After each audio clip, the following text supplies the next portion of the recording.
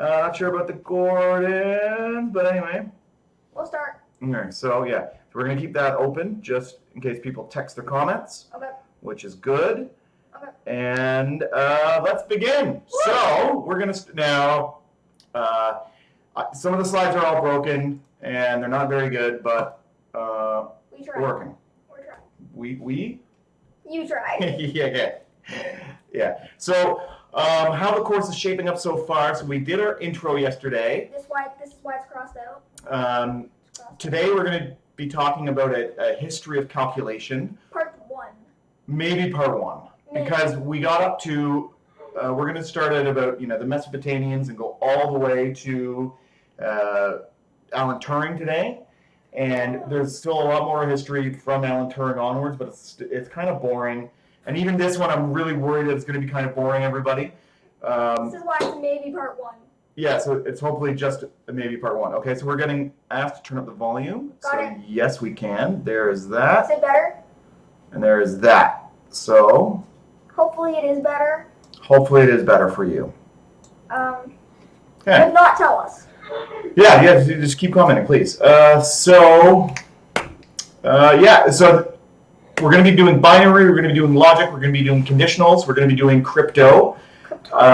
Because the Lester boys wanted to learn about crypto. So we're learning about crypto. And we're going to be doing a little code. So we're going to have a code that all the kids will be able to share and send secret messages with. It's going to be awesome. For the logic part, I'm thinking about playing some Minecraft. So every kid should know Minecraft, or by now. It's the biggest selling game in the history of mankind. We can use redstone in Minecraft to actually make little circuits. I don't know how we're going to do it yet, if I need to set up a Minecraft server, but that's the plan anyway. So hopefully I can teach about, or even using you going back to Twitch, we could actually stream and me play, or you play, and me talk through, and actually make some Minecraft switches. Anyway, so that's about it. Let's jump on into this. Waverly says, yay, Minecraft. Minecraft is awesome. Okay. Oh, wrong one. Okay. So we're going to start off with a little bit of review. Just a little bit. And again, the slide is not working. Is it this way? I don't even know. It's the opposite way of what you want it to be. No, it's this way. This way. Okay. Yeah. There you go. So I'm going to point up there. Over here. Right over there. I am having a good hair day, Jean-G. Good hair life, Jean-G. Okay, so the parts of the computer, the 5 parts of the computer from yesterday. Again, as I said, I had a test. It's this one. It's the CPU, the memory, the output, input, and storage. And the storage. Yeah, exactly. So those are the main 5 parts. There's the input, that's stuff coming in. That could be from a keyboard, from a microphone, from a sensor, from a camera, right? Or just ones and zeros. We have the memory, which is, again, if we want to add 2 plus 2, we have to remember 3 things. We have to remember what 2 is, what plus is, and what 2 is. And 4 and equals. Oh yeah, and 4 and equals, yeah. So we need to remember kind of the state. I'm going to try to use the word state today. And the output, that's the stuff that goes onto the monitor, or a sound, or out to the internet, or whatever. Out to you guys. And then the storage is where you store your movies and your data. That's where the data store goes. And the CPU is what does all the math. So that's our review. You're on the wrong one. I'm on the wrong one again, I know. Oh, and I just, okay. So, can you give me an example of some other operators that aren't arithmetic? That was arithmetic. Arithmetic, yeah, but it's arithmetic. And I probably... Anyway, so these are the ones that we treat like plus signs and minus signs and division signs and multiplication signs, but they're just not math, they're just other operators. Well, but they are math. So they're if, then, else, and, not, or true, or false. Okay, question. Okay. Do greater than, less than, equal to count as mathematical operations? Yes. So they would be included in the operators? Yes. Okay. Yeah, they are operators. Okay. Yeah, they are operators, and equal to, and less than, yeah. Okay, just wanted to make sure that I was right. Okay. Of course you're right. You're you. Yeah. Yay! How do you do that? What do you do that? There. Okay. So now we're going to practice our powers of 2. Right? Remember our powers of 2? Yes. On, wait, this board? No, Okay, yeah, that's going to be right above me. Going to be right above me. So we're going to start off. We're going to count them off. So we're going to start off. 1, 2, 4, 8, 16, 32, 64, 128, 256, 256, 512, 1024. Okay? So this is what happens. This is, again, the powers of 2, and this is, the pattern is just take a number, start with 1, and then double it. Right? So then 1 doubles to 2, doubles to 4, doubles to 8. It is, sorry, doubles to 8, doubles to 16. Yeah. It is one of the, it's probably the thing that you have to memorize the most for this stuff. It's kind of like our times tables. Oh, look, Waverly just wrote it down in the comments. 1, 2, 4, 8, 16. Good. Awesome.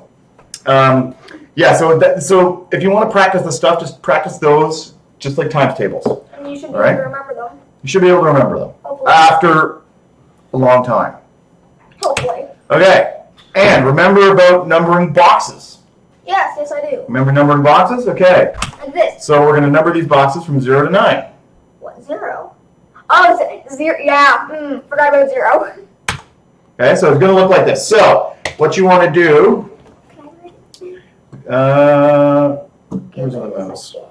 There you go. Yeah, this. Now we're going to go here. Here we go. Hey!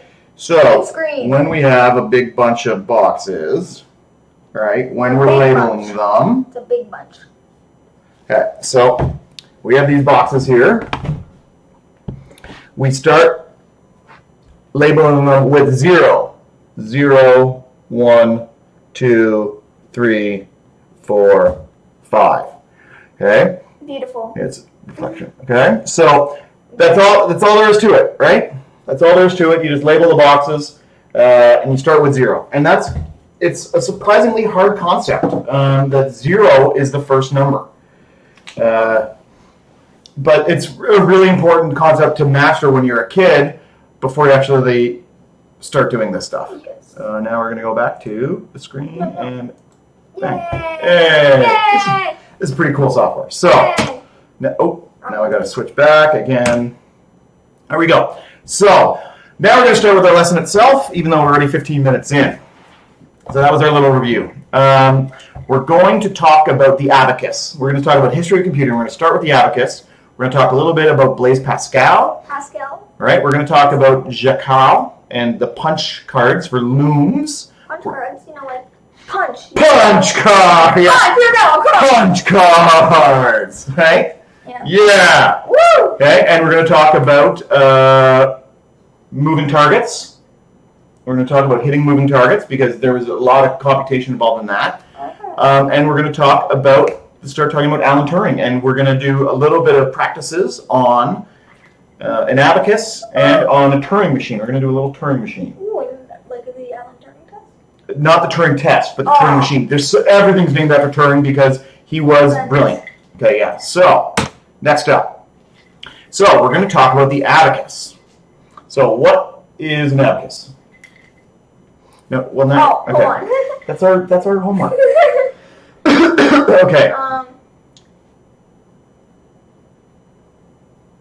What's an abacus? An abacus is something that people back in the long, long ago used to count. In the time long, long ago, yeah. Before numbers, in the time before numbers, this is how people used how to count. Very right. Okay, so they had numbers, they just didn't have words for the numbers. Okay, so what an abacus was, it's basically just a series of rocks or shells or something on a stick. Right? That's all it is. Sticks, and it represents numbers. Okay? The first known one was around 5,000 years ago, 2700 BCE in Sumeria. Sumeria. Don't get confused. Conan the Barbarian is from Cimmeria, not It's a Conan joke. Not from Sumeria. So they're different places, right? Conan the Sumerian, not the Sumerian. I'm confused, but okay. Okay. It's a Conan joke. Okay. Okay. So the abacus was important because it was used before we had digits for numbers. Or sorry, we had digits actually writing. Okay.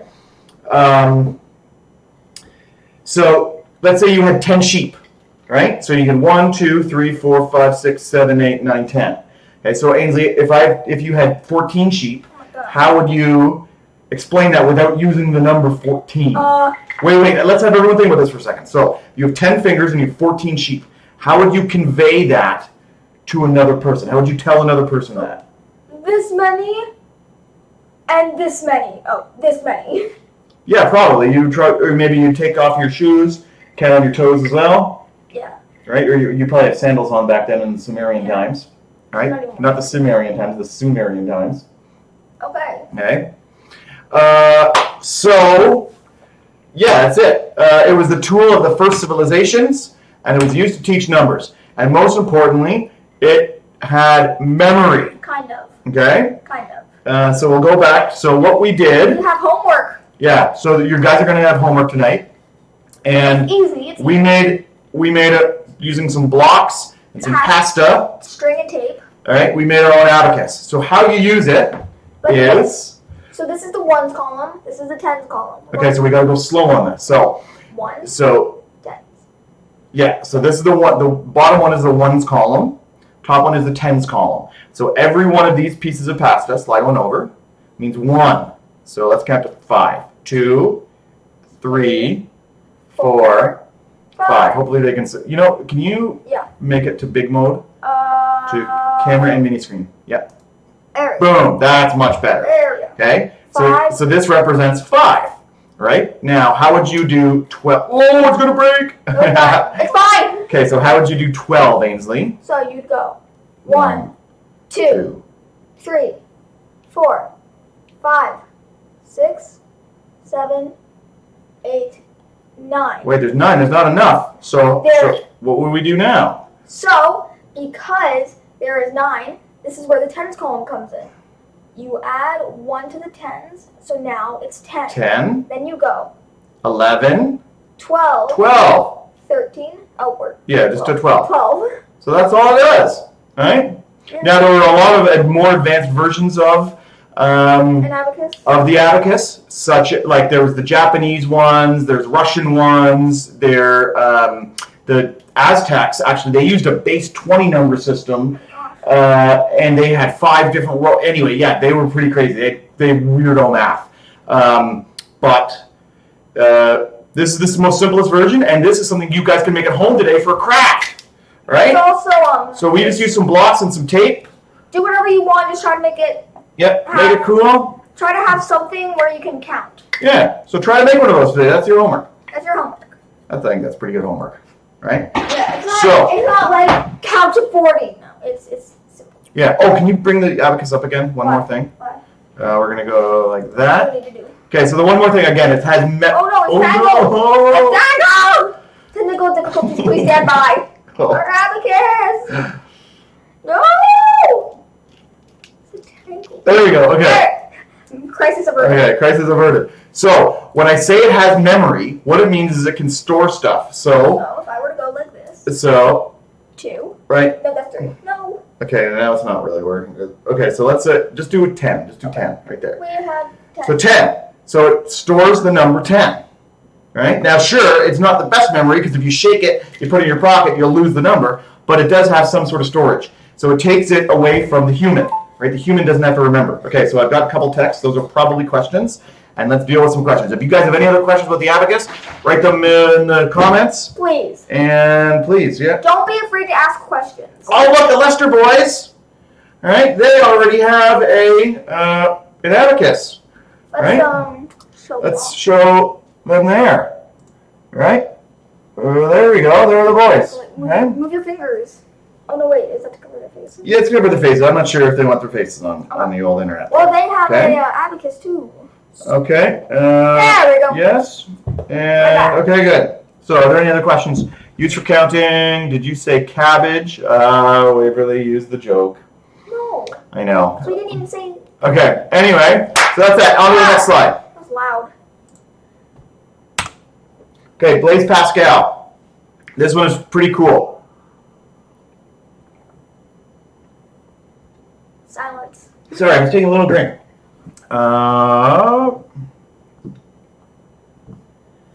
Okay. So the Pascal's calculator, this was A calculator invented in 1642. in 1642. It took a lot of iterations. You went through 12, 18, 24, 30 different iterations of this. Oh my gosh. It used mechanical, it used like gears, like a clock to make it. And it was a very interesting numbering system. I'm not going to get into what it was, but it was pretty much base 9, and how he figured that out was crazy. So it was invented for his father, who was a tax collector. So he saw his dad every night working the numbers, grumble, grumble, grumble, right? And he invented a machine to do it. So I want all of you kids to think of machines that can do your parents' jobs, and I want you to invent them and take them to market so that your dad and your mom can have a day off. You gonna do that? No. You gonna build a... I don't have the skills to build a machine to take over your jobs. Sure you do. Dad, Mom does paperwork and flight booking. Mm-hmm. I can't book a flight, let alone build a machine to book Sure you can. It's called Expedia. Okay, so we'll notice a couple of things on the it's called the Pascaline, the Pascal's calculator. Another word for it's called the Pascaline. Okay, on the right drawing, on the right, you'll see on the top. I'm gonna see, how do I point? Anyway, Sorry. on the top, there's a row of numbers that are on the piece. When it's open, you can see that there's paper numbers, and then on the actual wording, if you can read it, I'm not sure. Hopefully, it's big enough. It says dixième de mille or centième de mille. Dizaine de mille, mille, centaine, dizaine, nombre simple, and then decimals. So it was in French, but every digit had a row for the ones column, the tens column, the hundreds column, thousands column, tens of thousands column, and hundreds of thousands column. All right? And Maria, I hope you like my French.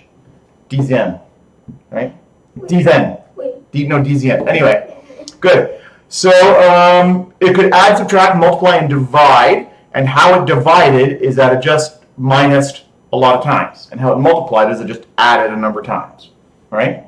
Smart. Yeah, smart, right? Cool. Next up. And another interesting thing about Blaise Pascal, he also invented the first recursive proof. And recursion is a really hard topic to understand. And Pascal. no, but because it's self-referential, so you refer to it yourself. So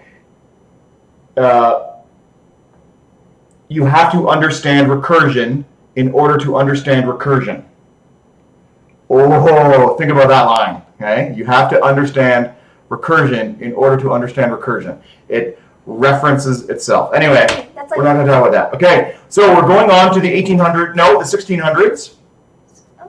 No, this is 1800s. Yeah, this is 1800s. Okay. So these are where we see punch cards starting. So machine. Yeah. So His name is Machine. No. No, his name isn't Jack Machine. No. I said his name is Machine. Jacquard. Yeah. Okay. Yeah. His name. That's a good one. His name is not Jacquard Machine. His name is Jacquard. And he made a machine, so they call it Jacquard's machine. Why is there no S? Because I did this late at night, okay? I thought his name was Jacquard's machine. Okay. So all alum was... Okay, so we didn't really get this. She's talking about the, whatchamacallit, what's it called? Oh, the Pascaline? Yes. Yeah. Don't worry about the Pascaline. It was just like a clock. It was a clock that could do math. That's the thing about the Pascaline is. But it was an important clock. And inventing the modern day solar calculators that you probably had in your class. You guys are on solar? Yeah, we have solar calculators. Solar. Okay. So, what this did, so the input was a series of punch cards. So you see those little dots and holes? Right up there. Right up there? Right up there. Okay. Yeah. So those are actually punch cards, and that lifted the loom. So a loom is a machine for making like textiles. Oh, so like clothes? Like clothes and rugs and stuff. Oh, And so it would like just go, it would like sew back and forth. Oh. Right? So And it's it, kind of like knitting. But yeah, so this gave the machine instructions to go. Looks like you're. Right? To sew. Okay? It looks like you're trying to be like a whale and this is a boat. Yeah. Okay, where do we now talk? What else do you not understand, Dub? Just text me. Text in the comments, and we'll get it figured out for you. Right now we're just. Okay. So, yeah, so again, this is just an example of an input, output, and storage. You know? Input was the punch cards that went into the system. It would output a rug. Or clothes or something. Or clothes or something. Or something. Yeah, but it would be like a design. It would be like a diamond on on an old-timey dress. You know those old-timey dresses that they would have, I'm going to do a thing, an old-timey dress. 1680s fashion. Oh gosh. Yeah, so we look at Images. one of these bad boys. You guys see? And you guys can see it. you see how this dress It's like. has a, of course it's on Pinterest, right? You see how this dress has an ornate pattern? So they would make those patterns, those intricate patterns, with the loom. Because it was easier than actually stitching it yourself. It's like Right? taking forever. So there we go. I can't. Okay, there we go. Here's that. Hi, Deb. I'm a bit hungry. Okay. I get food. Then go get food, please. Okay. Waverly's a bit hungry. Ugh. Okay, so Get food. next up, Charles Babbage and Ada Lovelace. Cabbage? Not cabbage, Babbage. Ugh, there's a bug. They can't see it in the stream. There's a bug. I see it. It's in my face. Okay. Babbage and Lovelace. So over there. Cabbage. So Mr. Cabbage, Mr. Babbage, right? He invented the analytical engine. Again, so that's what. There's a picture of it. Right up there. All it is just a machine that could calculate stuff. Oh. But there's a couple of really interesting things about it. Okay? He didn't know, when he actually built it, Charles Babbage, he didn't know what he had. He thought it was just another, calculator kind of thing. It could do addition, subtraction, etc., etc.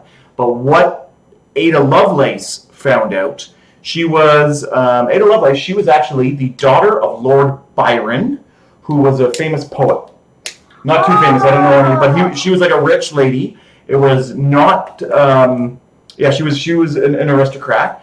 It was not conventional at the time for women to learn math, and she taught math and became the first computer programmer. She was the one who figured out that it could follow a series of steps, not just do 2 + 2 or 2 + 4 or whatever. Well, that is a series of steps.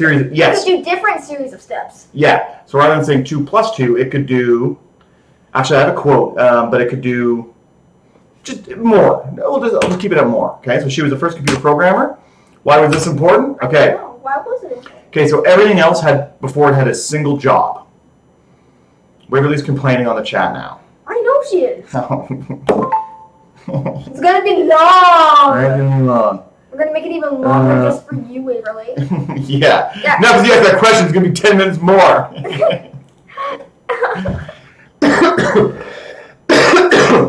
Okay. So, where were we? We're on So everything else had a single job. Okay, this had data and operations. So it separated it. So it kept our plus signs away from our 4s, 6s, 8s, and 12s. And you could interchange them. So this no longer being a plus sign, then you could add a division sign, a factorial sign, whatever, a different kind of math sign, right? Oh, we really heard our message. Yeah, good. Okay. So that was a huge thing. Hey, you know what we should do What? to keep us sharp? What? We should do our powers of 2. We should do our powers of 2, starting off. Okay, wait, is everyone ready to do our powers of 2? I am. I am. Okay, let's get ready. 1, 2, 3, go. 1, 2, 4, 8, 16, 32, 64, 128, 256, 512, 1024. That was 1,002. No, because it's just easier to say 1024. Okay, 1024. 10, yeah, normally we would say 1,000, but with this, just say 1024. 1024. All right? Cool. So, oh, no, wrong one. And back to this one. Okay. So, this is why I brought up the looms, too. This is Ada Lovelace's quote. It says, "The analytical engine weaves algebraic patterns just as the jacquard loom weaves flowers and leaves." So you know the flowers and leaves pattern? Yes. Right? So that's a picture of Ada Lovelace, too, right up there. Yeah. Okay? So we said you can make designs of flowers and leaves by using the loom, right? So this time she said algebra. Yeah, so she said basically math. She said you can weave math with that. Just like you can weave flowers and leaves. Just like you can weave flowers and leaves. So it shows you that she understood how complex it actually was. So it's a huge, huge advancement forward in the time. Yeah, and she was brilliant. Yeah. She was smart. And look, in that picture, she's wearing One of a pattern of the loom dress. Yeah. Oh, it's all coming together, guys. Yep. All right. Okay. Alan Turing. So now we're going to talk about Alan Turing. Now we're going fast forwarding to the bugs. Sorry. We're fast forwarding to the 1950s. Yes. No, the 1930s. 1930s. This was about 1936 or so. And this is actually really fun. He invented the Turing machine, the Universal Turing Machine. It looks like a turning And, machine. yeah. Universal Turing Machine. Turing. Alan. I know. Turing. I know. But It's not turning. Looks like it turns. Well, okay, so... Universal turning. Yeah, so I'll show you what the parts are. So, the Universal Turing Machine sounds really complex, but it's not. He said turn. Turing. He said turn. I'm about to get turned. Getting turned. Dog. Okay, so all it has is a couple of things, the Turing machine. Wow. Okay? Okay, where's the mouse? Here it is, and bang. Here we go. Bada boom, bada bam. So you gotta turn it, no, this way. Okay, so we're gonna ignore this for now. Oh, don't much smudge that. So all it has is a roll of paper. Think about an infinitely long roll of paper. All right, it goes forever. Okay, forever and ever, and ever and ever, and ever and ever. Now, I know in real life, we can't, here, move forward. Yeah, red is probably the worst color to choose. Okay, but think about an infinitely long piece of paper. And those little piece of papers have, right, there's little stops, right? Just like breaks in the paper. Okay, and then there's a writer, right? It just writes numbers. So it writes here, right? Now what it can, there's a couple of special letters. There's a start letter, like an S, let's say. S to start, and then it can do ones and zeros, zeros, ones, ones, zeros, and then there's another letter for the end, right? E. E. All right. Most of the time, and you can put anything in there. You can put English letters. You can put Japanese characters. You can put whatever. But for most of them, you only need just a 1 and a 0 and a start and an end. All right. And what this thing can do is the actual machine itself can read the letter, and it can write the letter too. Right. And we can move the tape one to the left and one to the right. Okay, so we'll go back to this drawing. Hopefully everyone can understand this. Sorry, back to there. There we go. Okay, so you'll see the two loops, the two reels on each side of the one in the upper left of your screen there in that picture. And there's the ability to write. And so it can move backwards and it can move forwards. And there we go. Okay, and that's it. So what he did, what Alan Turing's brilliance was that he proved that using just this machine and an infinite amount of tape, you can calculate any problem. Yeah, any problem can be calculated. So basically, it's the first computer. And he also, can I talk about the Turing test? You can talk about the Turing test. So he also invented the Alan Turing test. This was later in his life when when robots were being like, can a robot act like a human? He came up with a more simple question: can a robot talk like a human? And then he invented the Alan Turing test. Yeah, the Turing test, right? Basically, someone when interacting with a machine, can they fool a human? Can they think the machine is human? And if they do, then it passes the Turing test. And if not, then it doesn't. Okay. We got neat. We got internet. We got. Hey, Dad, where is Mom? Waverly. Oh, I'm not the only one who thought you said turn. Turn. I said turn? Okay. I said turn. Turing. Okay. I can't. Where are we? So, at this side, okay, you'll see here, right symbol, move tape, next state. And so, that's really all it does. So what we can do is today, you can make, if you use a whiteboard or a blackboard at home, you can have your own Turing machine. Okay? So, and all you need is 1s, 0s, and 1s. And so, Dana said it was cool to see the first computer. If 1, it is cool to see the first computer. Now what? Now what? If 1, then if 1, then 0, and right. So here's an example.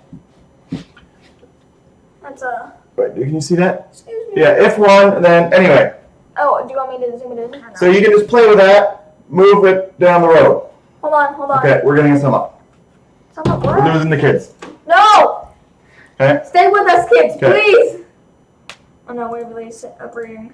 Yeah. Okay, so for your homework tonight, you can look up what a slide rule is. And if you can provide some pictures of a slide rule, because the slide rule is a mechanical device, you can look up what a slide rule is. Okay? And I want everyone who is watching on a computer to know about folding at home. What it is it folds proteins, right? So it does the math to fold proteins. So it's using computers to help find a cure for the COVID-19. Yeah, so you can use your computing time to do that. So it's one of the few things we can do if you have a spare computer lying around. Turn it on, download Folding at Home, and it will do math on behalf of the good scientists of the world. Okay, so if anyone has any questions, fire them away, and we'll just sit here for questions for another 2 or 3 minutes. Do we have any more slides? No, that's it. Oh, okay. No. Questions are being taken. Yeah, so we're around for questions.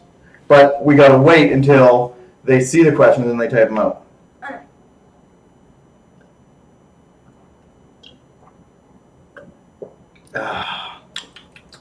Water. Yep. Oh. Oh, actually, let's do this. Boop, boop. Oh, no, boop. Or boop. There we go. There we go. And any questions? So then they'll see that, and then they'll know how long the delay is.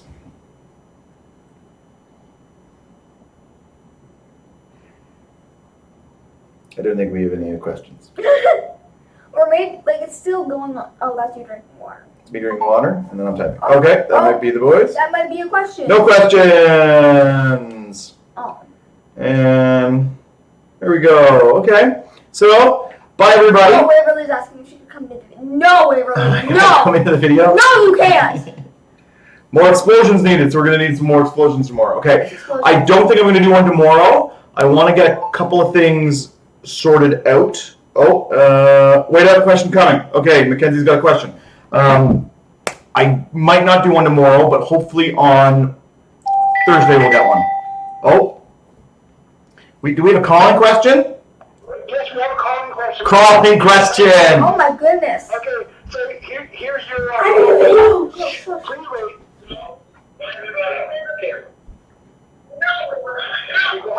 Hi. Hi. Hi. Okay, so, in the old days, were computers made out of paper? They had paper as a part of it, but I would say most of them were mechanical with gears and rotors and stuff. But they would have paper that would have like numbers on them, you know, in order to show the output. Oh, okay. Yeah, that was my question. Awesome, great question. How did you like the video there, Mackenzie? Pardon? How did you like the video? Good. Good. I liked it. It was probably a little boring more than other lessons, right? Not really. Really? I need to know more about computers. Awesome. We did it! When I'm older, I get to know more about computers. Absolutely. Well, we'll start doing some more cool stuff. Okay. Okay. Awesome. Okay. We'll talk to you later. Okay. Bye-bye. Talk to you later. Bye-bye. We're living in the future. First Colin's question. It's so cool. Calling question, right? Yeah, so we probably won't do one tomorrow. Gonna do back Thursday. Hopefully I can get some Minecraft set up to do some logic, because I really want to put time into the logic ones, into the ifs, because it's hard to break it down at kid level. But I still think we can do it, and we're gonna bash on probably on Wednesday. So bye everybody, and we're gonna turn this off. Bye, this is the end of the stream. See you later. Yes, we want to